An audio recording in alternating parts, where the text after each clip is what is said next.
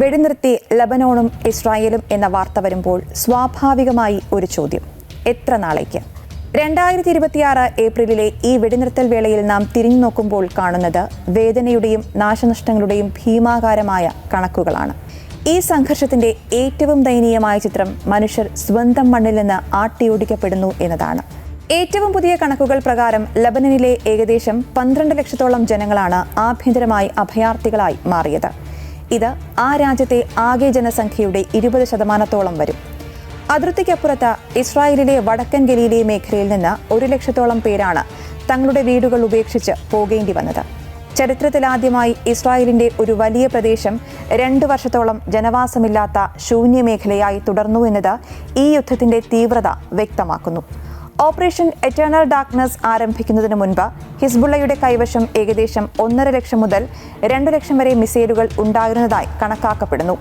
ഇവയിൽ Tel Aviv നഗരത്തെ വരെ കൃത്യമായി ലക്ഷ്യം വയ്ക്കാൻ ശേഷിയുള്ള അത്യാധുനിക മിസൈലുകളും ഉൾപ്പെടുന്നു. 2024-നും 2026-നും ഇടയിൽ ഹിസ്ബുള്ള അയച്ച 2500-ലധികം ചാവേ ഡ്രോണുകൾ ഇസ്രായേലിന്റെ പ്രതിരോധ കവചങ്ങളെ നിരന്തരം പരീക്ഷിച്ചു. മറുവശത്ത് 2025-ൽ മാത്രം ഇസ്രായേൽ സൈന്യം ലബനനിലെ 4500-ലധികം കേന്ദ്രങ്ങളിൽ വ്യോമാക്രമണം നടത്തി. ഇത് ആ പ്രദേശത്തെ അടിസ്ഥാന സൗകര്യങ്ങളെ പൂർണ്ണമായും തകർത്തുകളഞ്ഞു. സാമ്പത്തികമായി ലബനൻ ഇന്ന് ഒരു തകർന്ന രാഷ്ട്രമാണ്. ഏകദേശം $450 കോടി നാശനഷ്ടങ്ങളാണ് റോഡുകൾക്കും വൈദ്യുത നിലയങ്ങൾക്കും ആശയവിനിമയ സംവിധാനങ്ങൾക്കും അവിടെ സംഭവിച്ചിരിക്കുന്നത്. ഐക്യരാഷ്ട്രസഭയുടെ 1701 പ്രമേയമനുസരിച്ച് ലിതാനി നദിക്കപ്പുറത്തേക്ക് ഹിസ്ബുള്ള പിൻവാങ്ങണമെന്ന 30 കിലോമീറ്റർ ദൂരത്തിന്റെ നിബന്ധനയാണ് ഇപ്പോൾ സമാധാന ചർച്ചകളുടെ കേന്ദ്രം. ഇസ്രായേൽ അധിനിവേശത്തിനെതിരെ പോരാടാൻ ആഗ്രഹിച്ച ഒരു കൂട്ടം ഷിയ പുരോഹിതന്മാരും പോരാളികളും ചേർന്ന ഇറാന്റെ പൂർണ്ണ പിന്തുണയോടെയാണ് 1982-ൽ ഹിസ്ബുള്ളയ്ക്ക് രൂപം നൽകിയത്. ഹിസ്ബുള്ളയെ ഇറാന്റെ വെറും പ്രോക്സി മാത്രമായി കാണുന്നത് ഈ വിഷയത്തിന്റെ സങ്കീർണതയെ ലഘൂകരിക്കലാകും. ഇറാനിൽ നിന്ന് ആയുധവും ആശയവും ലഭിക്കുമ്പോഴും ഹിസ്ബുള്ള ലബനന്റെ സാമൂഹ്യ ക്രമത്തിൽ ആഴത്തിൽ വേരൂന്നിയ ഒന്നാണ്.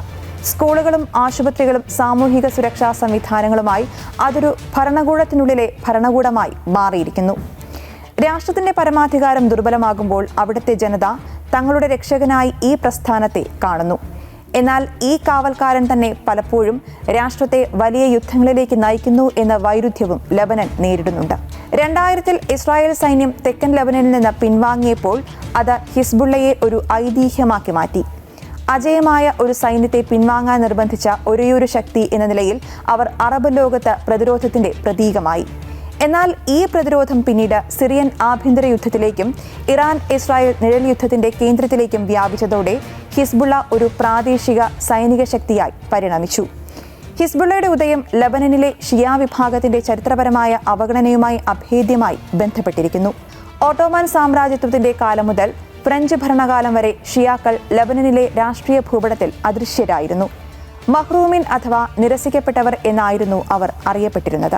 1979-ലെ ഇറാനിയൻ വിപ്ലവത്തിന്റെ ആഗോള വ്യാപനം കൂടിയായിരുന്നു. ഇറാന്റെ റവല്യൂഷണറി ഗാർഡ് ലബനനിലെ ബഖാ താഴ്വരയിൽ ക്യാമ്പ് ചെയ്യുകയും ഇവർക്ക് ആവശ്യമായ പരിശീലനവും സാമ്പത്തിക സഹായവും നൽകുകയും ചെയ്തു. വിലായത്ത് അൽ ഫഖീഹ് അഥവാ ഇസ്ലാമിക നിയമജ്ഞന്റെ പരമാധികാരം എന്ന ഇറാനിയൻ ദർശനമാണ് ഹിസ്ബുള്ളയുടെ നട്ടെല്ല്. ഇപ്പോൾ നിലവിലുള്ള വെടിനിർത്തൽ കരാറിൽ ഹിസ്ബുള്ളയുടെ സാന്നിധ്യം കുറയ്ക്കുന്നതിനും ലബനൻ ഔദ്യോഗിക സൈന്യത്തെ തെക്കൻ മേഖലയിൽ വിന്യസിക്കുന്നതിനുമുള്ള ചർച്ചകൾ നടക്കുന്നുണ്ട്. എന്നാൽ ഹിസ്ബുള്ള ആയുധം താഴെവെക്കാൻ തയ്യാറാകാത്ത പക്ഷം വീണ്ടും ഒരു കരയാക്രമണത്തിലൂടെ ഈ ലക്ഷ്യങ്ങൾ നേടാൻ ഇസ്രായേൽ മടിക്കില്ല എന്ന സൂചനയാണ് വരുന്നത്.